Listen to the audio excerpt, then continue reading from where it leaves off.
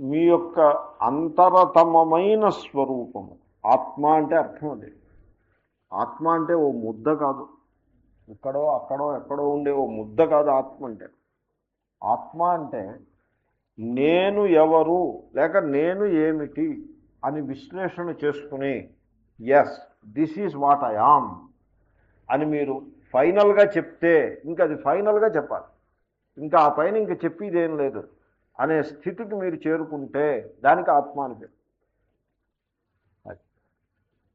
So మనిషి ఏం చేస్తాడంటే ఏది తాను కాదో అదంతా తాను అని నిర్ధారణ చేసి కూర్చుంటాడు. అండ్ సో ఎప్పుడైతే తాను కానిది అంటే అనాత్మ, తాను కానిది అంటే అనాత్మ, అనాత్మని ఆత్మ మీద అధ్యారోపణ చేసుకుంటూ కూర్చుంటాడో ఆ అనాత్మ జారిపోతుంటాడు. అనాత్మత్వాత ఇంక వేరే హేతు ఏం అక్కర్లేదు, అనాత్మ జారిపోతుంది. అనాత్మ జారిపోయినప్పుడు తను ఏమీ లేకుండా అయిపోయాను, సంథింగ్ హ్యాపెండ్ టు మీ అని బాధపడతాడు. మీరు ఆలోచించండి, ఇప్పుడు suppose you have a position, what are you without that position? You have power, what are you without that? What are you without your money, your economic situation? అది లేకుండా what are you? తర్వాత బంధువులు, బంధుమిత్ర పరివారము, బంధుమిత్ర పరివార పత్రికల్లో వేస్తూ ఉంటారు. ఆ స్థాలు ఎన్ని చోట్ల పెట్టాలో అన్ని చోట్ల పెడతారు, అన్ని చోట్ల పెట్టక్కర్లేదు. సో ఎనీవే బంధుమిత్ర పరివారాన్ని వేస్తూ ఉంటారు. Without all that what are you? ధన కనక వస్తు వాహనాది అంటారు. Without all that what are you?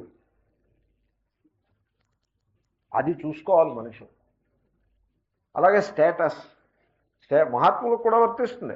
పీఠాధిపతిని, suppose పీఠాధిపతి you are not, then what are you? Caste, బ్రాహ్మణ, అహం బ్రాహ్మణ.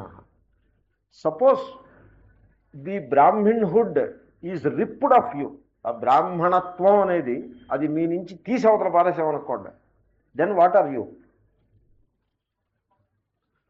అంటే సమాధానం ఏమొస్తుంది?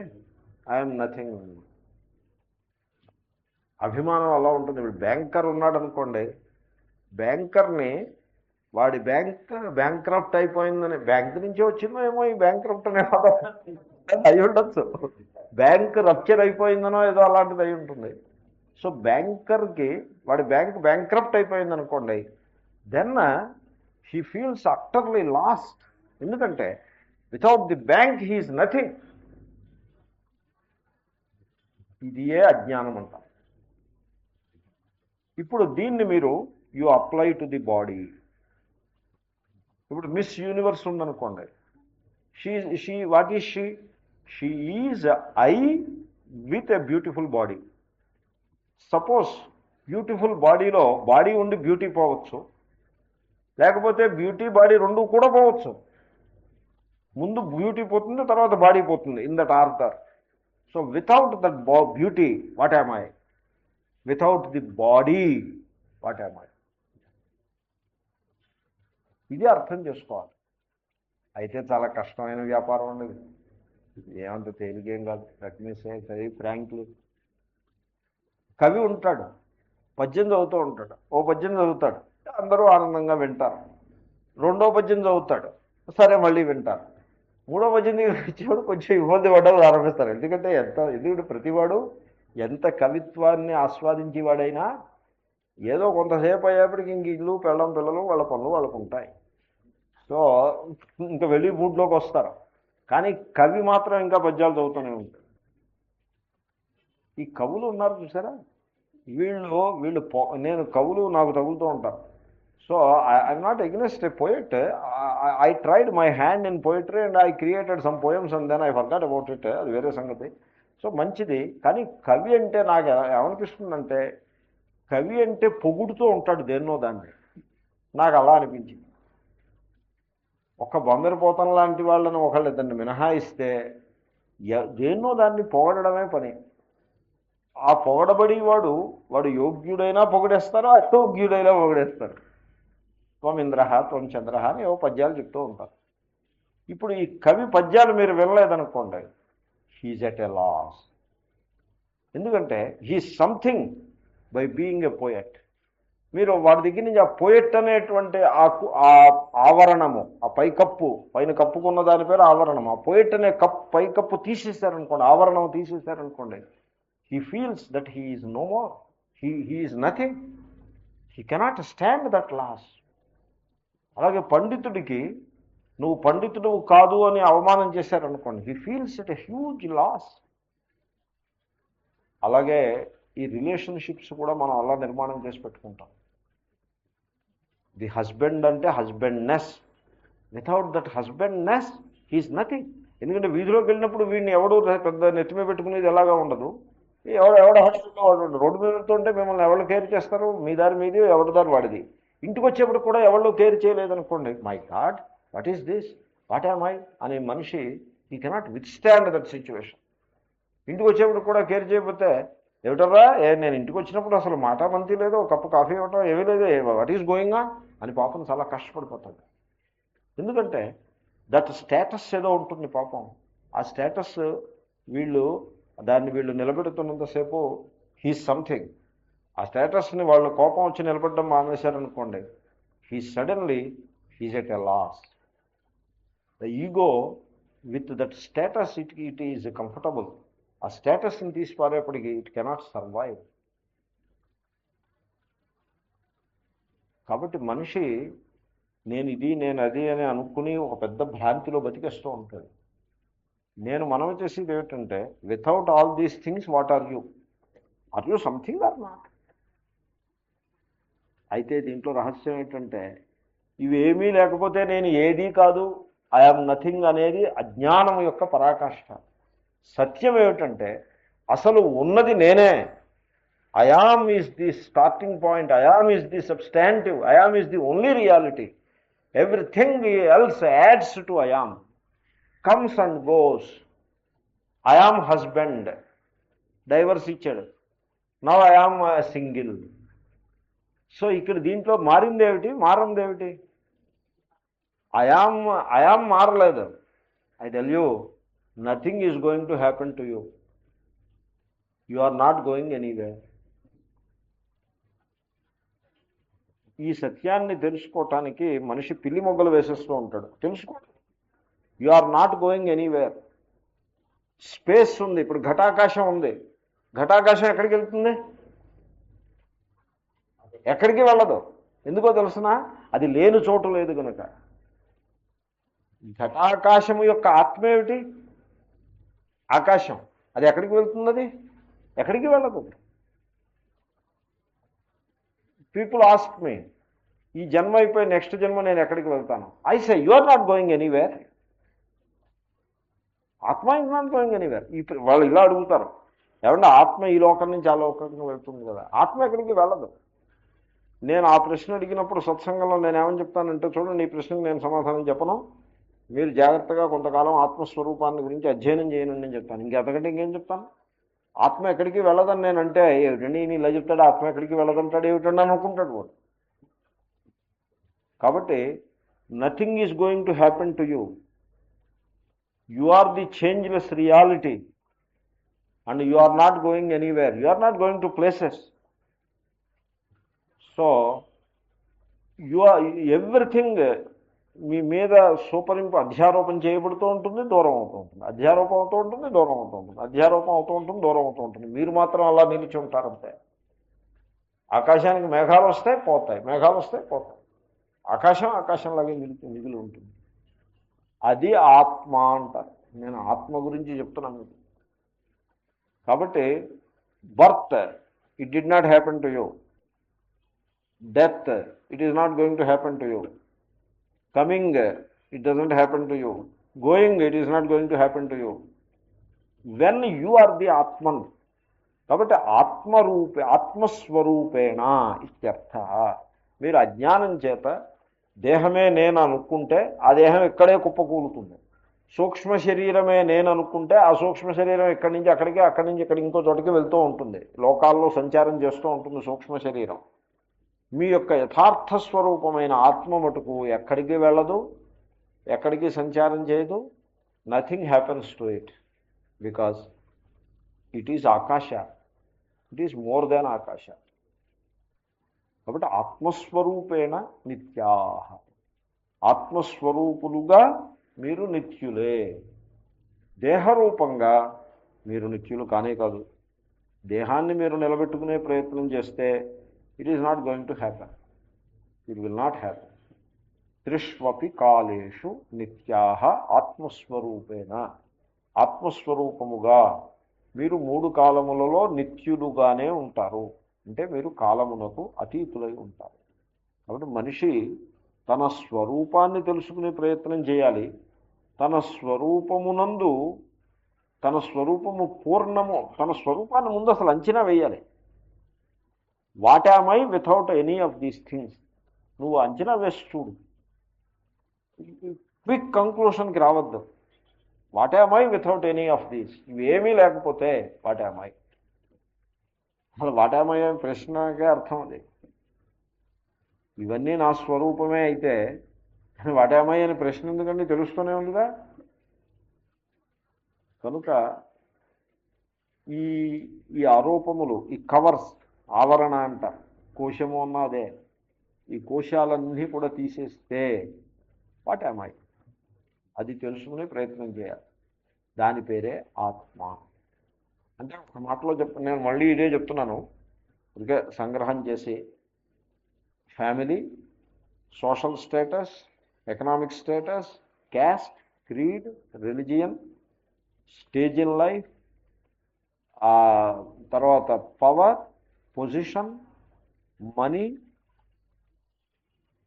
పుణ్యం, పాపం, religious virtue, the opposite of it, ఇవేమీ కాకుండా ఇవన్నీ తీసేస్తే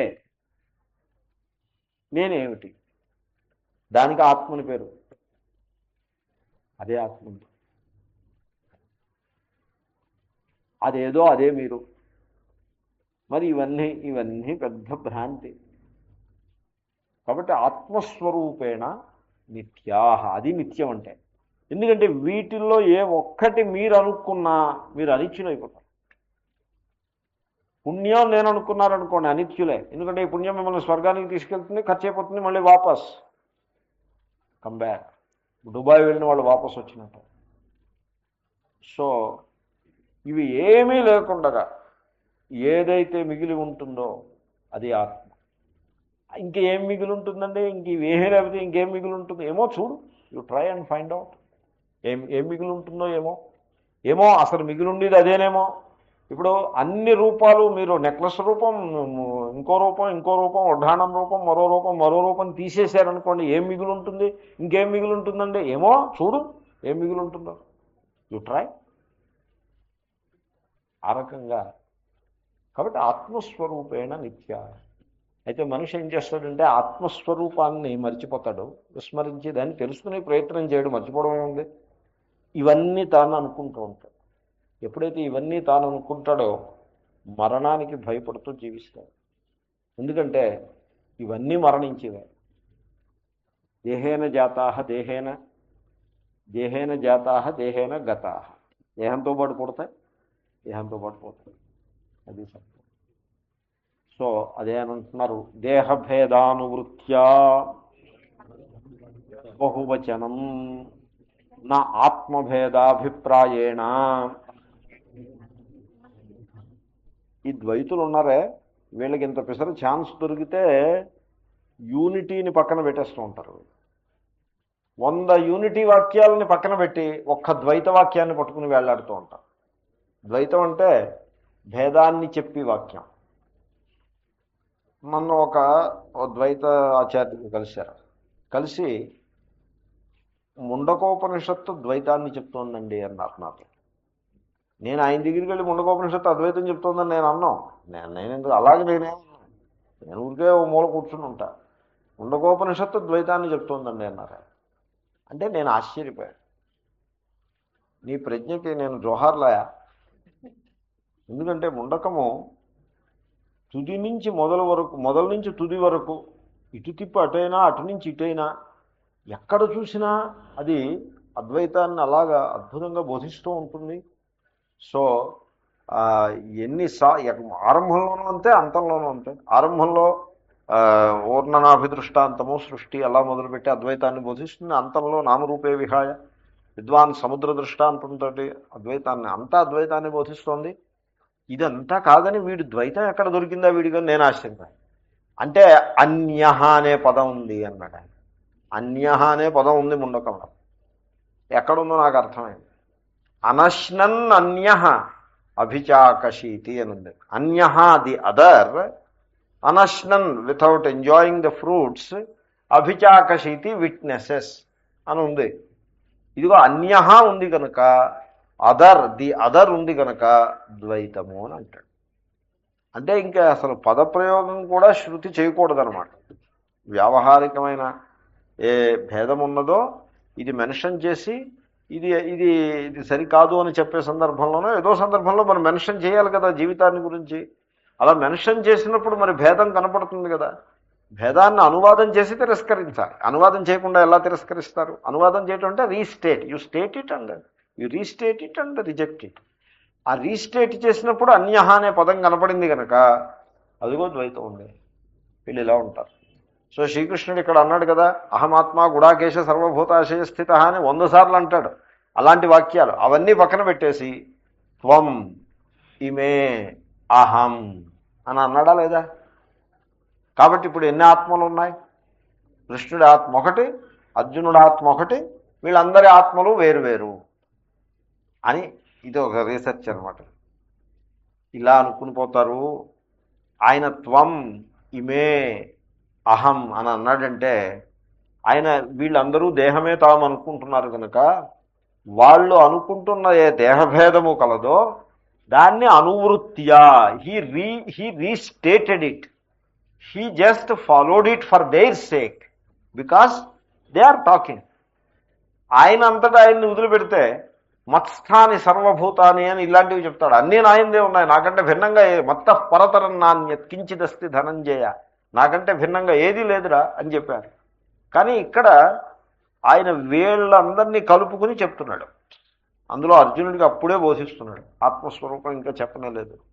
అందుకోసం అర్జునుడు ఏమనుకుంటున్నాడు, నేను ఇక్కడున్నాను, కృష్ణుడు ఇక్కడున్నాడు, వాళ్ళందరూ అక్కడ ఉన్నారు, నేను బాణాలు వస్తే వాళ్ళు చచ్చిపోతారేమో, వాళ్ళు బాణాలు వస్తే నేను చచ్చిపోతానేమో అనుకుంటున్నాడు. దేహాన్ని బట్టి మనిషి చచ్చిపోతాడని కూడా అనుకుంటున్నాడు. కాబట్టి దేహము తానని, దేహములు భిన్నమైనప్పుడు ఆత్మలు భిన్నమని ఇలా భ్రమలో ఉన్నాడు కనుక వాడి భ్రమని రీస్టేట్ చేసి ఆ తర్వాత శాస్త్రాన్ని బోధిస్తారు. అందుకోసం బహువచనం వేశారు. కానీ దేహభేదానువృత్యా బహువచనం ఇమే జనాధిపాహని, త్వం అని అహం అని. అంతేగాని ఆత్మభేదాభిప్రాయేణ నా, ఆత్మలు భిన్నములు అని చెప్పటం కోసం కాదు. చూడండి, మనందరికీ కూడా that sense of separate existence అనేది ఉంటుంది. I am different from everything else అనే ఒక సెన్స్ ఉంటుంది. అయితే ఈ సెన్స్ ఎప్పుడు ఉంటుందంటే జాగ్రత్త అవస్థలోనే ఉంటుంది. తర్వాత జాగ్రత్త అవస్థలో కూడా వేటి యందు మీకు రాగము ఉండదో వాటి యందే ఉంటుంది. రాగం ఉన్న చోట సెపరేట్ అనే భేదం ఉండదు. ఇప్పుడు భార్యాభర్త కలిసి జాయింట్ అకౌంట్ ఓపెన్ చేస్తారు. జాయింట్ అకౌంట్ అంటే ఇప్పుడు అది ఎన్ని అకౌంట్లు? అది 1 అకౌంట్. అంటే ఇద్దరి యొక్క ధనాత్మ ఒకటేనే అర్థం కదా. మనీయే ఆత్మ అని అనుకున్న సందర్భంలో ఇద్దరు వేరు కాదు. దేహాలు వేరుగా ఉన్నాయి, జాయింట్ అకౌంట్ ఎలా పాసిబుల్ అని అనరు. వాళ్ళు అందరూ వీళ్ళు అలా అనుకోరు. దేహాలు వేరుగా ఉన్నా దేహాలు వేరుగానే ఉంటాయండి.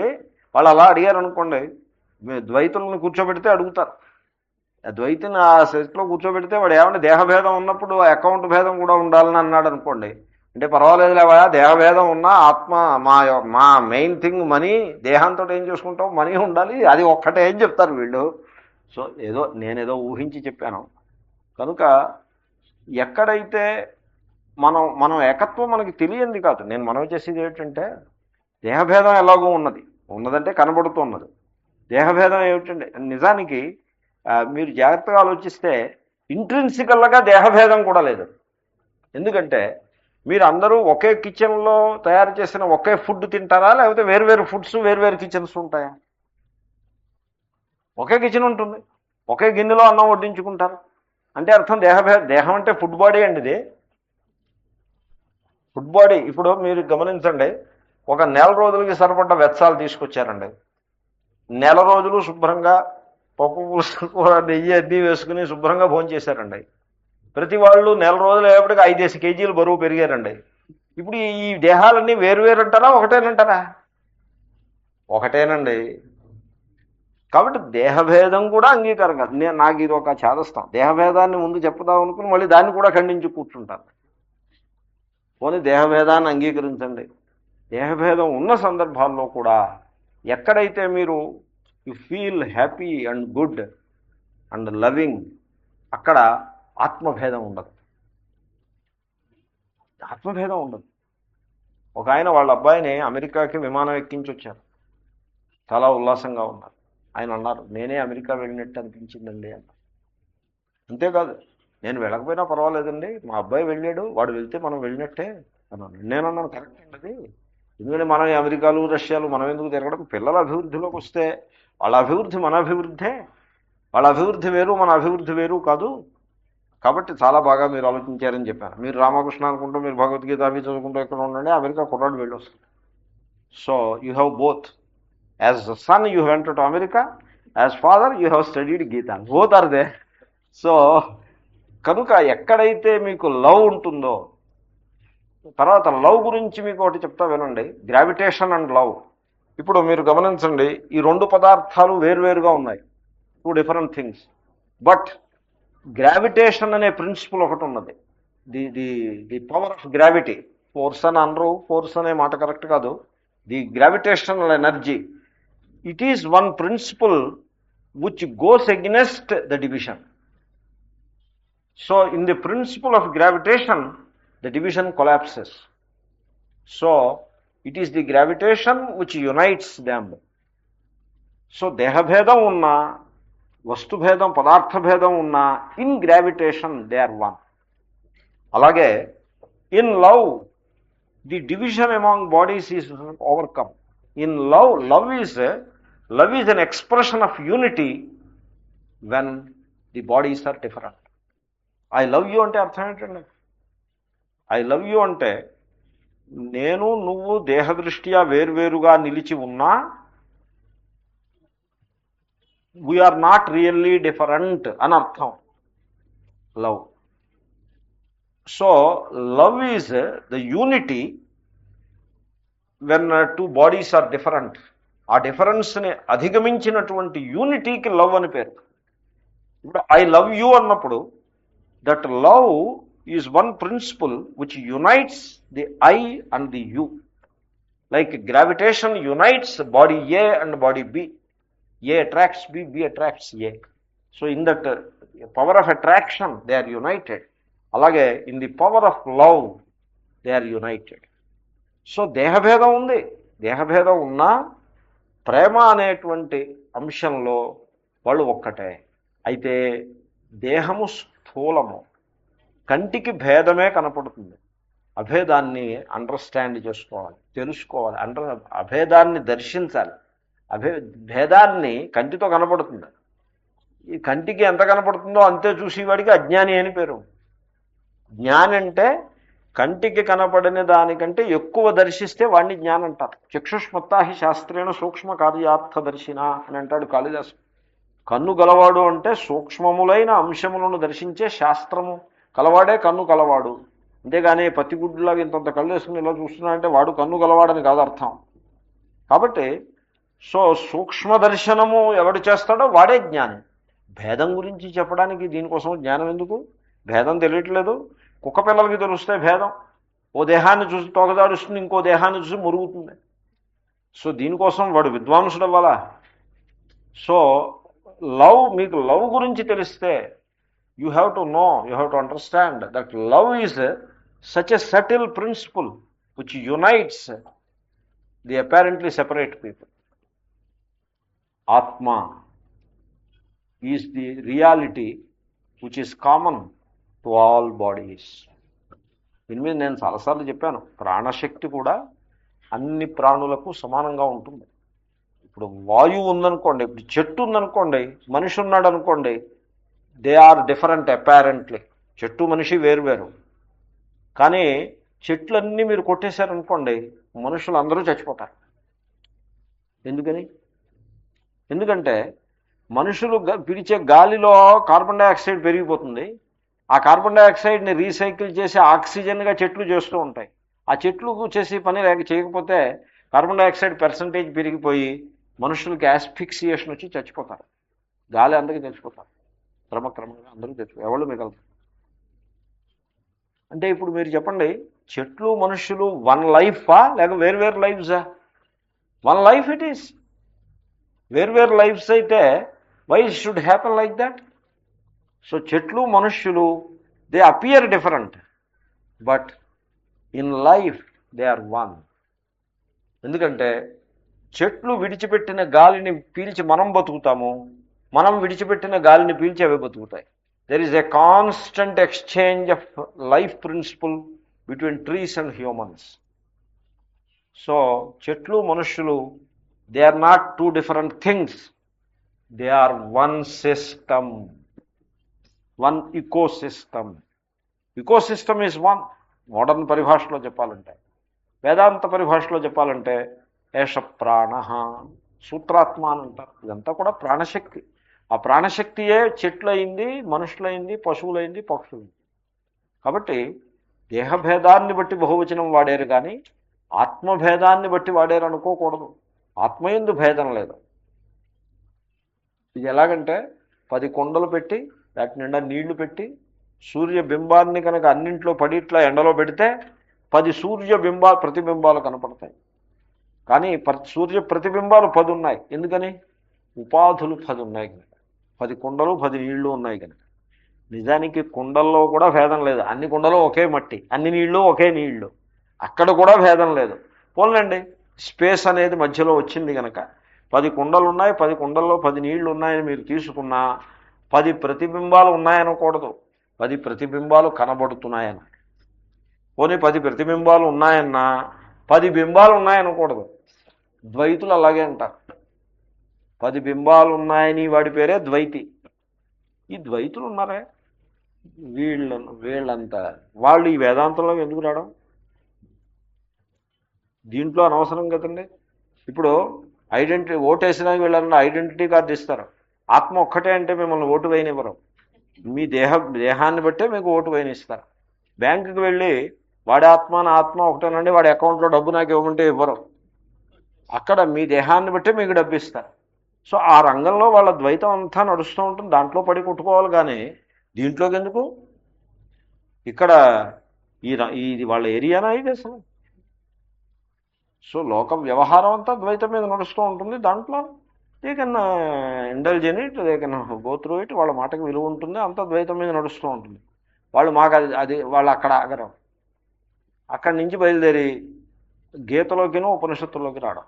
ఉపనిషత్ విద్యాపీఠము అని పేరు, చెప్పి పాఠం ద్వైతం. భేదం, నువ్వు వేరు నేను వేరు, నీ కులం వేరు నా కులం వేరు, నీకంటే నేను గొప్పవాడిని, నువ్వు నన్ను పూజ చేస్తే దేవుడికి నేను రికమెండ్ చేస్తాను, ఇది పాఠం. ఈ పాఠానికి ఇంతటి మహాభాగ్యానికి ఉపనిషత్ విద్యాపీఠము అని పేరు. దానికి ఒక పెద్ద బడ్జెట్, 1 crore బడ్జెట్, బిల్డింగ్స్, 10 ఎకరాల స్థలం. That is all this. అంతా కలియుగం, అంతకంటే కలి పురుషుని యొక్క ప్రభావం. కలి అంటే ద్వైతం, కలహ. కలహం ఉండాలంటే ద్వైతం ఉంటేనే కలహం. నువ్వు వేరు నేను వేరైతేనే కలహం. నువ్వు నేను ఒక్కటే అంటే కలహం ఏముంది? కలహం ఏం లేదు. కాబట్టి బహువచనం ఆత్మభేదాభిప్రాయం చేత. అయితే ఏమవుతుందంటే దీంట్లో పెద్ద సమస్య, మనకి ఇది కూడా అనుభవానికి రావటం కష్టమైన విషయం. అందుగురించి నేను కొంచెం చేదస్తంగా చెప్తూ ఉంటా. సమస్య ఎక్కడ వస్తుందంటే, సూర్యుడు నీటిలో ప్రతిఫలించాడు అనుకోండి.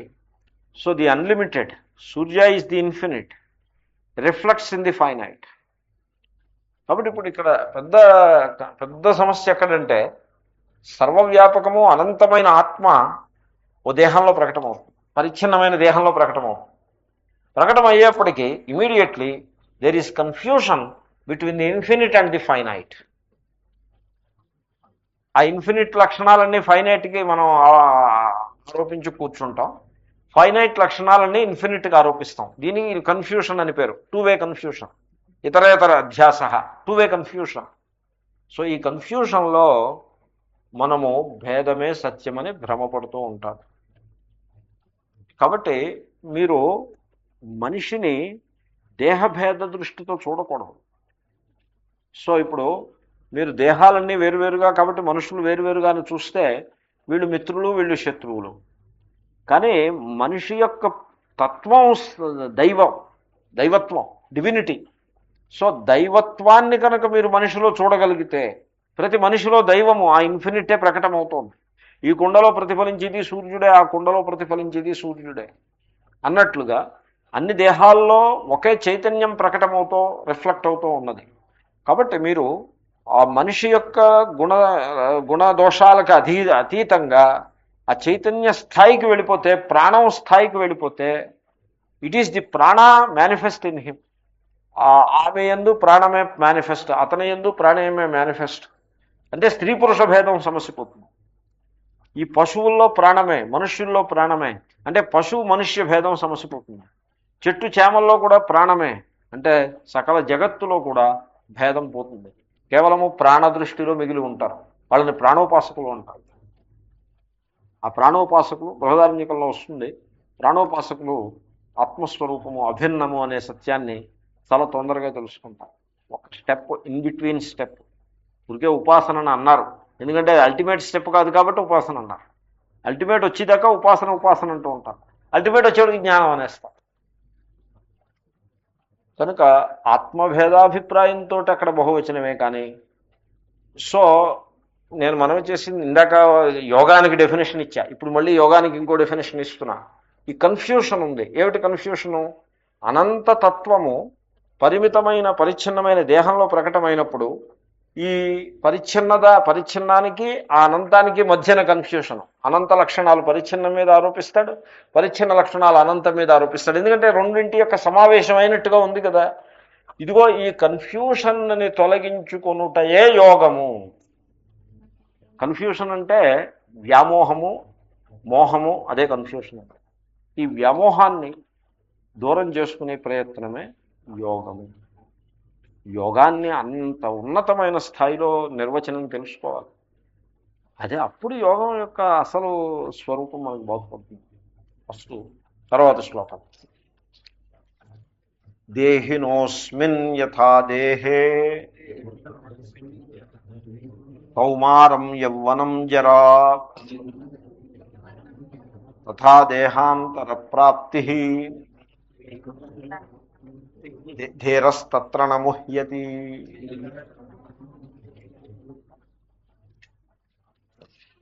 దీనికి అవతారిక. మా నాయనగారు నాకు ఈ అవతారికల గురించి ఓ పాయింట్ చెప్పారు. చెప్పిన మాట చిన్న మాటే, కానీ ఆ చిన్న మాట చెప్పాలి అంటే శాస్త్రాన్ని బాగా లోతుగా అవగాహన చేసుకున్నవాడిచే మాత్రమే చెప్పగలుగుతారు. ఆయన ఏం చెప్పారంటే, ఆయన చెప్పిన తర్వాత కానీ నేను గమనించలేదు అది. అదేమిటంటే అవతారికలు కనుక లేకపోతే భగవద్గీతలో ఒక శ్లోకానికి ఇంకో శ్లోకానికి తలా తోకా లేకుండా ఉన్నట్లు కనపడతాయి. ఏం చెప్పారు ఈ అవతారికలు ఏం చేస్తాయంటే, ఆయన చాలా అద్భుతంగా వాటిని మాల కింద గుచ్చారు. అవతారికలు కనుక లేకపోతే శ్లోకాలు ఏమిట్రా, ఏం టాపిక్ మాట్లాడుతున్నాయినైనా, ఈ శ్లోకంలో టాపిక్ ఓలా ఉంది, ఆ శ్లోకంలో టాపిక్ మరోలా ఉంది అన్నట్టుగా అనిపిస్తుంది. మీరు 4వ అధ్యాయంలోనూ 5వ అధ్యాయంలోనూ మరీ ఎక్కువగా ఉంటుంది ఈ లక్షణం. ఇక్కడ చూడండి అవతారిక ఎలా ఇచ్చారో. అంతకుముందు శ్లోకంలో ఏముంది? వాళ్ళు లేరనే మాట లేదు, నేను లేననే మాట లేదు, నువ్వు లేవనే మాట లేదు అని వెంటనే దేహినోస్మిన్ యథాదేహే కౌమారం యవ్వనం జర, ఇది చిన్న వయస్సు, మధ్య వయస్సు, పెద్ద వయస్సు ఇలా వస్తూ ఉంటాయి అని. ఏంటి దీనికి దానికి సంబంధం ఏం లేదే అన్నట్టుగా అనిపిస్తుంది మీరు శ్లోకాలకి. ఇప్పుడు ఘంటసాల గీత ఉందనుకోండి, ఓ శ్లోకానికి ఈచ్ ఈజ్ ఇండిపెండెంట్ అన్నట్టుగా ఉంటుంది. శ్లోకం గంభీరంగా చదవటం, దాని తాత్పర్యం చదవటం, మళ్ళీ ఇంకో శ్లోకం ఇంకో తాత్పర్యం, ఇదొకటి వేరు అదొకటి వేరు అన్నట్టుగా ఉంటుంది. కానీ ఈ అవతారికలు ఏం చేస్తాయంటే ఆ శ్లోకాలకి ఏకవాక్యతని, ఆ flow of thought, continuous flow of థాట్ని ఎస్టాబ్లిష్ చేస్తాయి. ఈ అవతారిక చూస్తే నాకు అలా స్ట్రైకింగ్గా అనిపించి నేను మీకు చెప్తున్నాను. సో అవతారిక చూడండి. తత్ర కథమివ నిత్య ఆత్మా ఇది దృష్టాంతమాహ. అదే అవతారిక అంటే. అంతకుముందు శ్లోకంలో ఆత్మనిత్యము అని చెప్పారు. అంటే 3 కాలములకు అతీతంగా ఉంటుంది. ఇంతకుముందు లేదనే మాట లేదు, భవిష్యత్తులో ఉండబోదు అనే మాట లేదు. అంటే నిత్యము, కాలాతీతము అని చెప్పారు. ఎలాగా? తత్ర కథమివ ఆత్మా నిత్య, అది నిత్యం ఎలా అయిందండి అనే దానికి దృష్టాంతాన్ని చెప్తున్నారు ఈ శ్లోకంలో. చూడండి ఎంత బాగా కనెక్షన్ ఇచ్చారో. ఆ కనెక్షన్ కనుక ఆయన ఇవ్వకపోతే మనకి ఆ కంటిన్యూటీ ఆఫ్ థాట్ ఎస్టాబ్లిష్ అవటానికి కష్టం అవుతుంది. కాబట్టి గీతలో ఈ అవతారికలన్నింటినీ కనుక మీకు తీసి పక్కన మీకు అందకుండా చేసేస్తే మీకు ఆ గీతలో ఆ కంటిన్యూటీ రాదు. అంత ఇంపార్టెంట్ అవతారికలు. అంచేతనే అవతారికల్ని కరెక్ట్గా ప్రింట్ చేయాలి. ఆ కంటిన్యూటీ ఆఫ్ థాట్ని ఎస్టాబ్లిష్ చేసి అవతారికలే. గీతా ప్రెస్ వాళ్ళు ఆ పుణ్యం కట్టుకుంటారు. అదే కైలాసాశ్రమం అయితే అన్ని కట్టకట్టే ఒకటే ప్రింట్, ఇలా 3 గీతలు గీసేయటం, పైన మంత్రం, ఇక్కడ భాష్యం, ఇక్కడ అనువాదం, అంతేగాని ఇంకే దీనికి దానికి పొంతనే ఏమక్కర్లేదు. తలా తోక లేకుండా ప్రింట్ చేస్తారు. ఇర్రెస్పాన్సిబుల్. ఎనీవే, సో దృష్టాంతం చెప్తున్నారు. ఆత్మనిత్యము అని చెప్పడానికి దృష్టాంతం చాలా గొప్ప దృష్టాంతం. అస్మిన్ దేహిన అంటే దేహి, దేహము అని 2 పదాలు ప్రయోగించారు ఈ శ్లోకంలో. అది చాలా కేర్ఫుల్గా గమనించదగ్గ ప్రయోగం. దేహి అంటే దేహము గలవాడు, దేహ అంటే దేహము, రెండింటికి డిస్టింక్షన్. గృహ, గృహి, ఇల్లు గలవాడు, ఇల్లు. 2 వేర్వేరు అంటారా, ఒకటేనంటారా? వేర్వేరు, 2 ఒకటి కాదు. కానీ కొంతమంది ఆసక్తిని ఏ లెవెల్కి తీసుకువెళ్తారంటే ఇల్లు గలవాడు ఒక్కటేనేమో అన్న లెవెల్కి తీసుకెళ్తారు. ఒక టెనెంట్ నాతో అన్నాడు, ఇంటికి గోడకి మేకు కొడితే తన నడ్డి మీద మేకు కొట్టినట్టు బాధపడతాడండి మా ఇంటి యజమాని అన్నాడు. అది ఆసక్తి ఆ లెవెల్కి వెళ్ళిపోతుంది. So it is possible. ఇంటికి అద్దెకి, ఇప్పుడు ఈ అద్దెకి ఇల్లు ఇస్తారు. ఇంటి ఓనర్ ఏం చేస్తాడంటే అద్దెకి ఇల్లు ఇస్తాడు, తప్పులేదు. అసలు why all that should be there I don't know. మొత్తానికి ఇల్లు ఎందుకు కట్టుకుంటారంటే మామూలుగా మకాన్ చేయడానికి కట్టుకుంటారేమో నేను అనుకున్నాను. కానీ మరి ఆధునిక కాలంలో ఎకనామిక్ సిచ్యువేషన్స్, ఎకనామిక్స్ అన్నీ కూడా బాగా అభివృద్ధి చెంది, బాగా థింకింగ్ బాగా పెరిగి, కాబట్టి ఏం చేస్తారంటే అద్దెకి ఇవ్వడం కోసం అక్కడ కడతారు ఇల్లు. ఆ తర్వాత దానికోసం దుఃఖిస్తూ ఉంటారు, ఇలా అద్దెకి ఇచ్చి కష్టాలు పడుతూ ఉంటారు. వాడు అద్దె సరిగ్గా ఇవ్వలేదని, తక్కువ అద్దె వస్తుందని, ఈ అద్దె వసూలు చేసుకోవడం పెద్ద సమస్య అయిపోతుందని, ఈ అద్దెకుండి వాళ్ళు మూర్ఖులని, చెప్పిన మాట వినరని, వాళ్ళకి అద్దెకి ఇవ్వడం డేంజర్ అని, వాడు ఖాళీ చేస్తాడో చేయడం అని బెంగ. What is all this? Suppose మీరు ఇల్లు కట్టుకుని వీరే ఉన్నారనుకోండి, ఎన్ని సమస్యలు పరిష్కారం అయిపోయాయో చూడండి. కానీ మనిషి మరి అలా ఆలోచించడు. ఆ డబ్బంతా రావాలి, దాంతో భోగాలు రావాలి. మనిషి ఐ టెల్ యూ, తన చుట్టూ సమస్యల వలయాన్ని సృష్టించుకోవటంలో మనిషిని మించినవాడు ఇంకొకళ్ళు.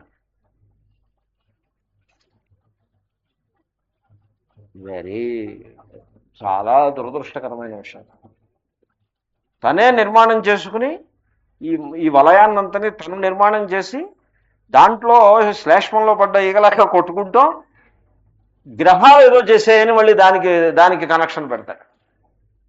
ఈ మధ్యన జాతకాలు బాగోలేదు, ఈ మధ్యన గ్రహస్థితి బాగోలేదని అన్నాడు ఒక ఆయన. ఏమిటా గ్రహస్థితి ఎందుకు బాగోలేదు అంటే, ఈ అద్దె వాళ్ళు సరిగ్గా అద్దె పే చేయట్లేదు కాబట్టి గ్రహస్థితి బాగోలేదు. అసలు నువ్వు అద్దె కట్టకుండా చక్కగా నువ్వు ఉండేదానికే ఉన్నావు అనుకో, అప్పుడు గ్రహస్థితి ఎలా ఉండేది? So amazing. సో ఒక ఆయన ఇల్లు అద్దెకి ఇచ్చాడు. అద్దె తీసుకున్న ఆయన ఆ ఇంట్లో తద్దినం పెట్టుకుంటున్నాడు. తద్దినం మరి తండ్రి తద్దినం పెడతారు కదండి సంవత్సరానికి ఒకసారి, ఏదో పెడుతున్నాడు, ఇంకా సంతోషించాలి. ఈ అద్దెకిచ్చిన ఆయన సంతోషించాలి. ఓన్లే పాపం పితృకర్మ చేసుకుంటున్నాడు. పితృకర్మ దాని పేరు శ్రాద్ధం అని పేరు. శ్రద్ధయాకృతం, మంగళకర్మ. తద్దినం పెట్టడం అంటే అది మంగళకర్మ, అది అమంగళమేం కాదు. కానీ తద్దినం అంటే మరణానికి కనెక్షన్ ఉందిగా. వీడికి మరణం అంటే భయం. వీడికి మరణం అనే పేరు చెప్తే అక్కడి నుంచి పారిపోతాడు. సో వీడు అద్దెకిచ్చాడు, తను గవర్నమెంట్ క్వార్టర్లో ఉండి ఆ ఇల్లు అద్దెకిచ్చి వీళ్ళు తద్దినం పెట్టుకుంటున్నారని వీడికి ఉప్పు అందింది. అక్కడి నుంచి పరిగెత్తుకొచ్చాడు. నువ్వు తద్దినం పెట్టడానికి వీల్లేదంటాడు. ఏదేంటో తద్దినం పెట్టకపోవడం అంటే, నువ్వు నా ఇంట్లో తద్దినం పెడితే అది అమంగళం అంటాడు. ఏడు గోడలకు అమంగళం, సిమెంట్కి అమంగళం, ఇటకలకు అమంగళం అంటే అది నాకే అమంగళం అంటాడు. ఇప్పుడు చెప్పండి, వీడు గృహము గృహి అజ్ఞానం చేతన ఏకమైపోయారో లేదా? మీకు ఓ దృష్టాంతం చెప్పాను కదా నేను. దేహ దేహికి, గృహ గృహి దృష్టాంతం చెప్పాను. దేహ దేహి ఒకదానికి దృష్టాంతం అయితే మళ్ళీ దీనికి దృష్టాంతానికి దృష్టాంతం. సో మనిషి ఆసక్తి చేత, తీవ్రమైన రాగం చేత తనకు తన ఇంటికి తేడా లేని స్థితిలో బతుకుతూ ఉంటాడు. నేను ఇది అసలు ఇంత చెప్పక్కర్లేదు, నేను మీకు ఫార్ములా ఒకటి చెప్పాను. సోఫా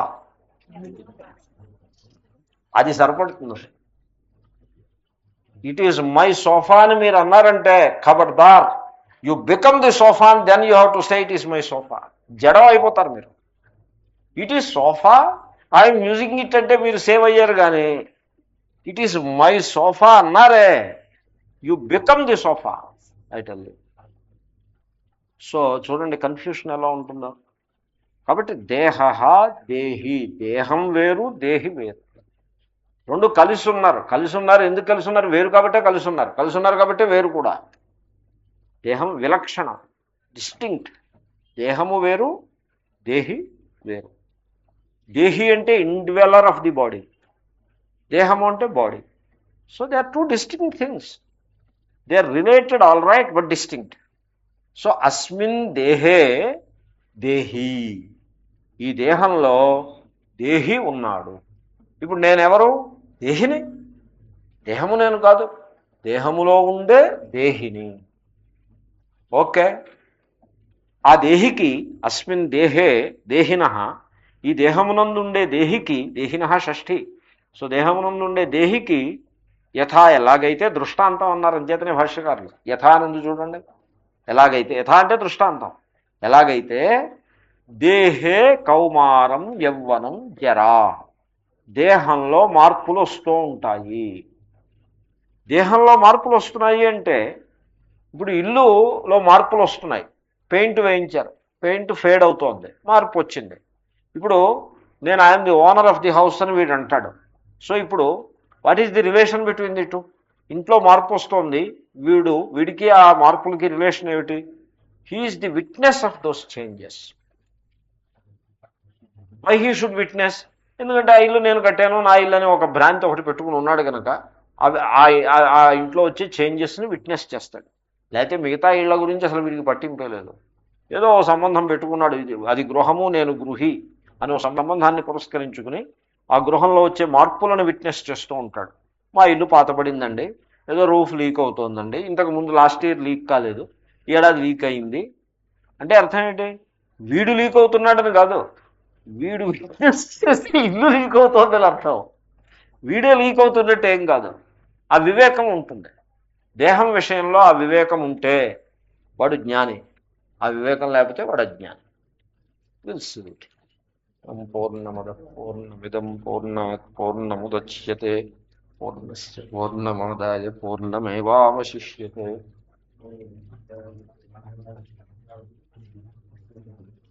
శ్రీ గురుభ్యో